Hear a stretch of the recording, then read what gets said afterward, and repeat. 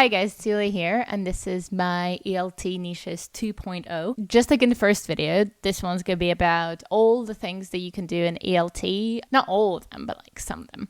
And these ones today, they're going to be a bit more niche and a bit less obvious than the ones I've had in my first video. But I guess the main point is just to show you that there's so many things you can do, and it doesn't even have to be like language based. A lot of things are skills based. A lot of things are needs based or aims based, goals based. So you'll see what I mean in a second. So let's dive in. Let's see. Right. So the first thing, soft skills coaching, which is speaking heavy, understandable, focuses on small talk, feedback, conflict resolution. So basically all things speaking.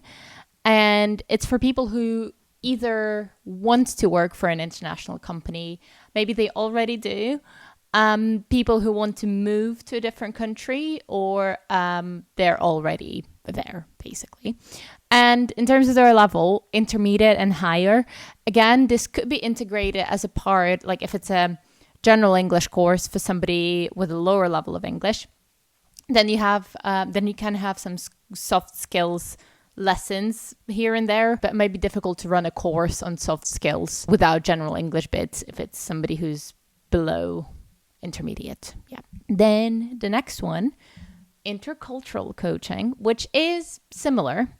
So again, skills heavy, but not only speaking, but like speaking, listening, that kind of stuff. And the main thing is not the language so much, not the skills so much, but knowing what's going on around them. So it's like politeness strategies, being indirect, knowing about the culture, knowing about the tone, those kind of things. So a lot of the time you'll be teaching them about the holidays in a country, about how to be nice to people, how not to be rude, what food's considered traditional, that kind of stuff. Again, just like the previous one, for people who work for an international company, or people who live in a different country, and same thing with level. So intermediate or higher, but you could have bits here and there with somebody who's of a lower level. So yeah.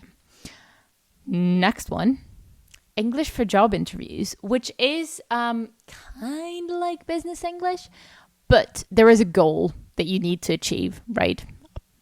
Job interview is there. So that's why your students are not going to stay with you for a long time. And that's okay. They might come back later when they get another job interview. You don't only focus on practicing the interview itself, although you do have some role plays, but it's also prepping their CVs, cover letters, confidence. So a lot of the time they know what they want to say, but they're not sure how to do it in a foreign language. So that's where you step in, and that's your job basically, right?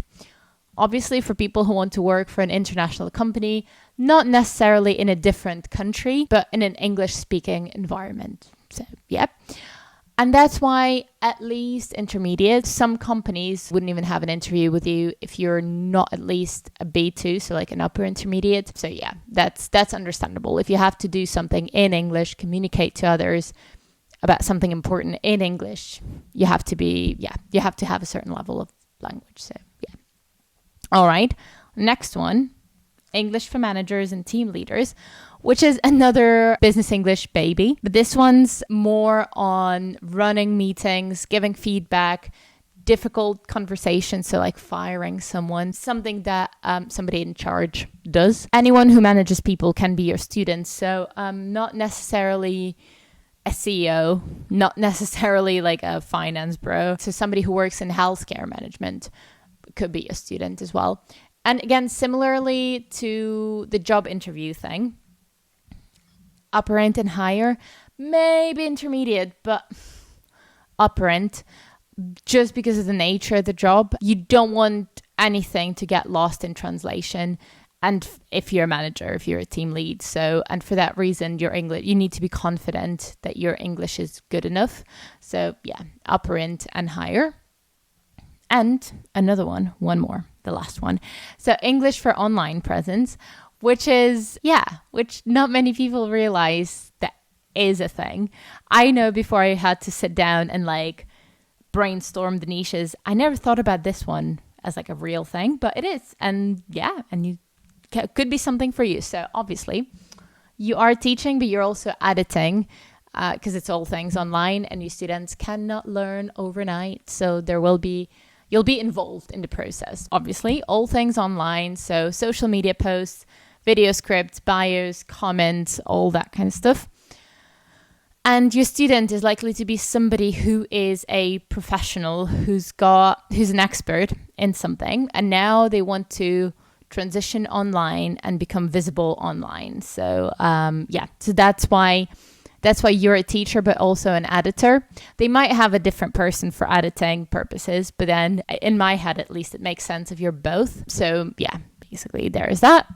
And it doesn't matter what level your student is, because again, you will be editing their content. So they don't necessarily need to understand language behind it. So if they're very low, you'd be like, right, I'm going to say this, but I'll tell you why a little bit later when we get there, if it's beyond their level. So yeah, those are basically my 5 things that I wanted to share with you today. I'm not sure if I'll be making another one on this. The main point was basically to show you that there are many things that you can do. A lot of them are not mainstream things. And yeah, you can experiment until you find something you like. If something you like is not very obvious, you can always create a niche, which is not the easiest thing to do. But once you get the students and once the word spreads, you'll be fine. You'll be all right. So yeah, basically that's that. Thank you for watching this video. My Instagram is always a bit more active now. So yeah, subscribe, follow me, stay in touch, comment, let me know what you think, and I'll see you guys around. So yeah,